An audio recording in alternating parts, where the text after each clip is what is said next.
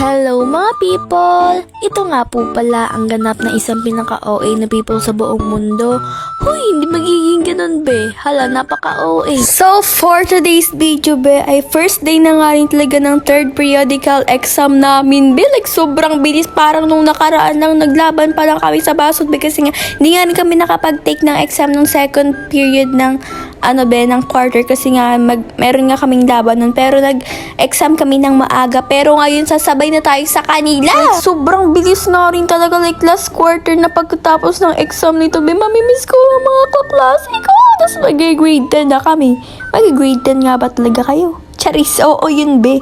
Manifest lang. So, ayan ta, nag-get ready with me na naman tayo niyan as usual naman be. Para nga rin talaga mas maging maayos. Pero, over naman talaga yung ayos ko dyan be. Like, pwede naman magpulbo lang. Pero, hindi ko rin alam be. Nasanay na nga rin talaga ako sa ganito yung ginagawa ko. Like, daily routine ko na nga rin talaga to kapag tuwing aayos ako. Pero, syempre, kapag nandito rin naman ako sa bahay be, wala akong nilalagay sa mukha ko. Like, kahit pulbo, wala talaga, like, normal lang. Kaya, pero pag umaayos ako, like, bonggang-bongga na talaga ang pag-aayos sa self. Pwede naman talaga sa school namin, wala naman talagang pinagbabawal dun, pero sa damit meron talaga. Pero minsan may mga nagsusuot pa rin talaga ng mga civilian, ganun, kasi nga, medyo pwede rin naman, pero hindi ko rin alam, pero nasasanay naman din ako mag-uniform. Hindi naman ako nasasanay mag-civilian.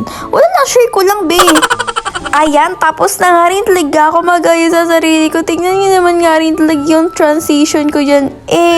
What a transition! Like, super smooth. Like, super smooth. Kasing smooth ng face ko. Huy!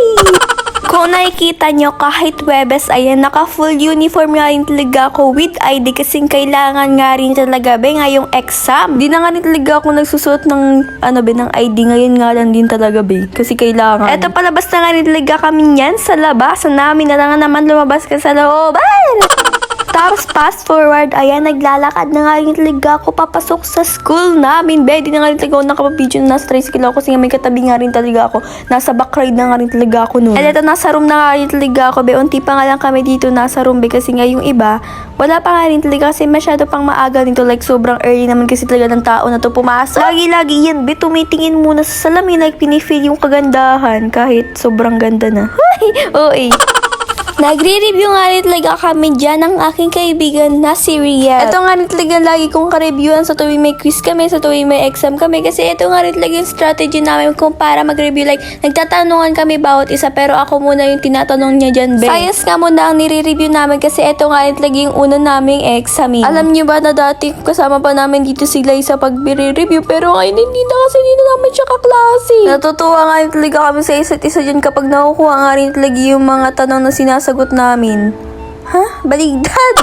Yan nga po pala si Riel na sobrang pretty naman talaga. Like, sobrang talino pa. Like, sobrang galing pa. Like, over na talaga. Lahat na talaga. Hi!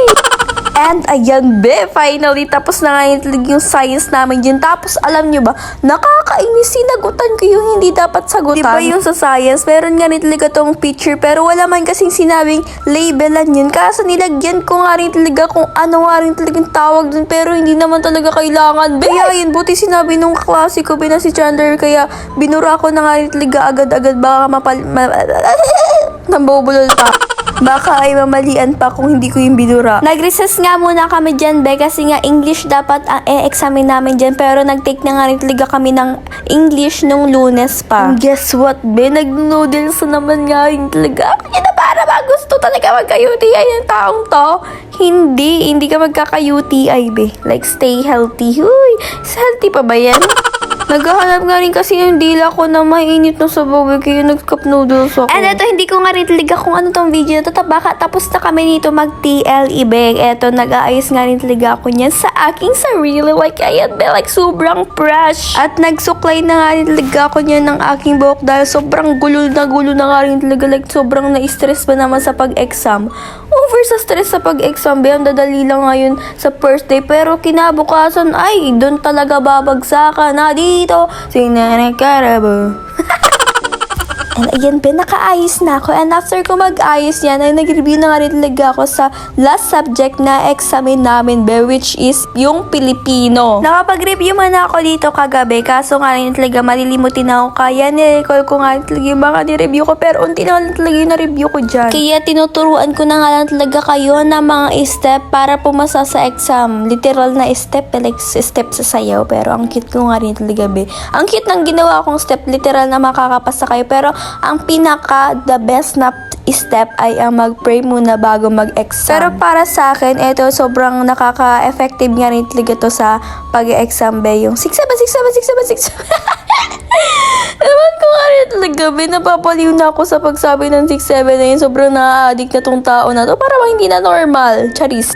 Ayan, be, nag-ponytail nga rin talaga ako kasi nga feeling ko bagay nga rin talaga sa akin. Tingnan niyo naman, ang ganda-ganda ko naman dyan. Kinikilig ako sa aking sarili. Yay! Ayan, guys, finally, tapos na rin kami sa mga exam ngayong first day. Tapos bukas, sa second day, ay naku, magbabagsak ka na talaga. Kasi guys, bukas pa yung mga medyo mahihirap. Medyo mahihirap na, be, wala nang medyo. And nakasakay na rin talaga ako niya sa tricycle pa uwi, pero naglakad nga rin talaga kami papuntang crossing. Habang pauwi na ako, may nagtawag nga rin talaga sa akin ng taga-pabi ko dyan. Be, kilala ko na nga rin yung iba dyan. Pero, ayan, sinabi nga sa akin na pwede daw magpa-picture. Kaya ito, nagpa-picture nga rin talaga sila sa akin. Na ito, binibidyohan ko nga rin talaga sila. Kaya shoutout sa'yo. Thank you so much talaga, mga be. Binuo niyo yung araw ko. Paano yung buo? Huy!